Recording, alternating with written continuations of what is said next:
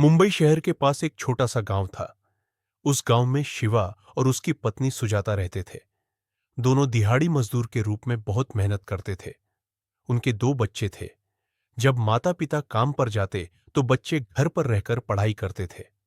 सोना बोली, भैया, मुझे बहुत भूख लगी है। क्या हम बाहर जाकर कुछ खा सकते हैं?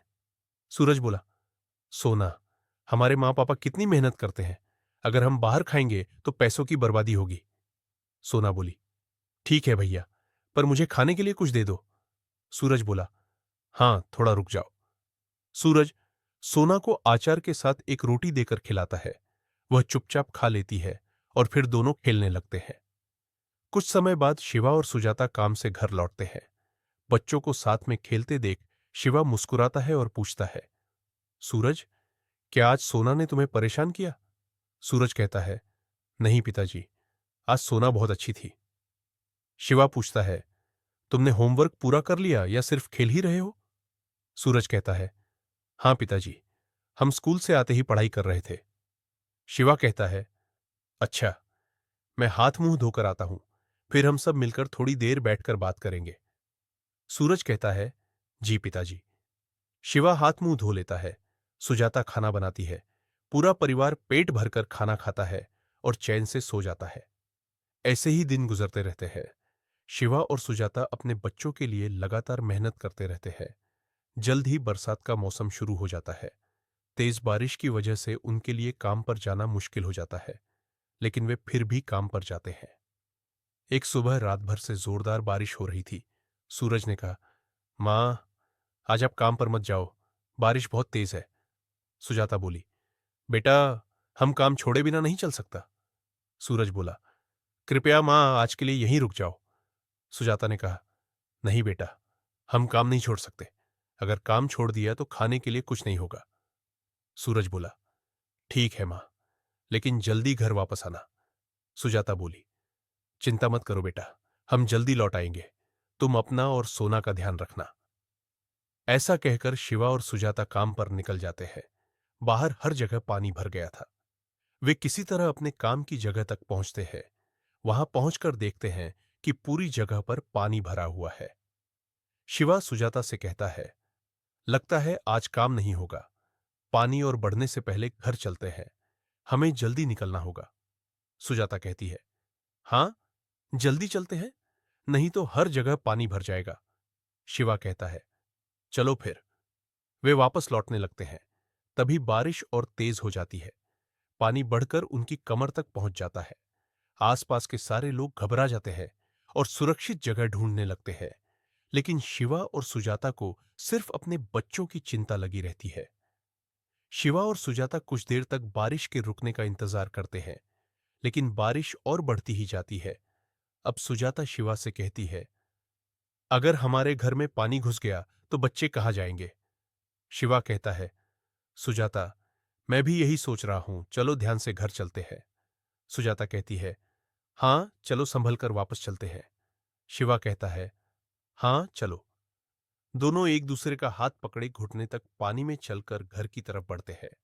उधर घर के अंदर सूरज और सोना बैठे होते हैं कि तभी वे देखते हैं कि घर में पानी घुसने लगा है। घबराकर सूरज जल्दी से सोना को चारपाई बिस्तर पर बैठा देता है। सूरज मन ही मन सोचता है, माँ पापा जल्दी आ जाओ। सोना पूछती है, भैया, माँ पापा कब आएंगे? मुझे डर लग रहा है। सूरज कहता है, डर मतो सोना, वे जल्दी ही घर आ जाएंगे। सूरज सोना को गले लगाकर उसे दिलासा देता है। थोड़ी ही देर में बिस्तर भी गीला होने लगता है। तब सूरज सोना को छत पर ले जाता है। छत से दोनों देखते हैं कि पूरा गांव पानी से भर गया है। तेज धारा घरों, सामान और लोगों को भी बहाकर ले जा रही है। यह देखकर सूरज डर से कांपने लगता है।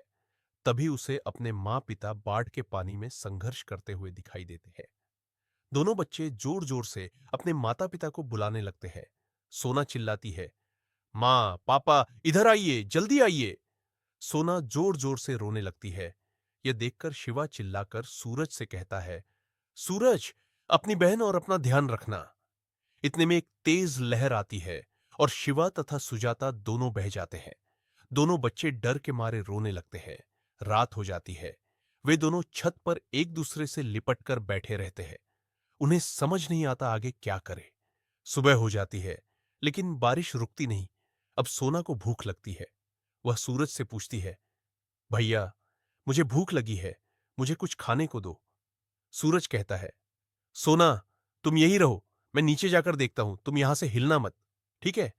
सोना कहती है, ठीक है भैया, मैं यहीं हूं। सूरज नीचे उतरता है और देखता है कि घर के अंदर हर जगह पानी भरा है। सब सामान खराब हो चुका है।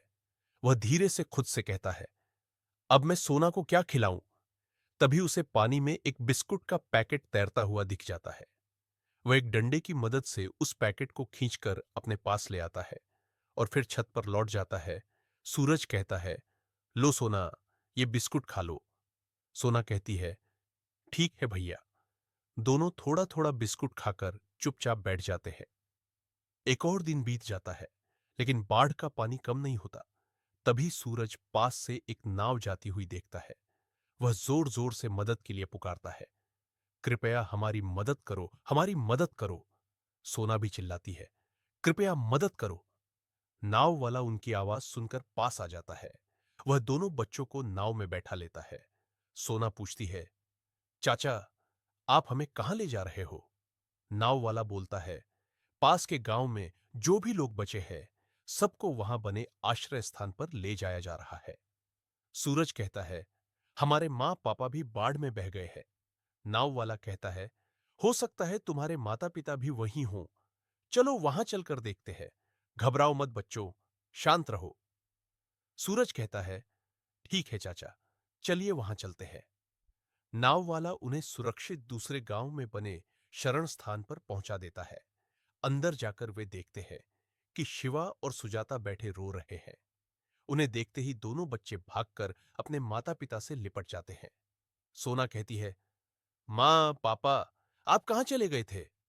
सुजाता कहती है, बच्चों, हमें पानी बहाकर यहां ले आया, लेकिन किसी तरह हम बच गए। भगवान ने मेरी प्रार्थना सुन ली। चारों एक दूसरे को गले लगाकर रोते हैं और दिल से भगवान का शुक्रिया अदा करते हैं। यह कहानी हमें सिखाती है कि मुसीबत के समय हमेशा दूसरों की मदद करनी चाहिए। दया और एकता हमें कठिनाइयों से लड़ने की ताकत देती है।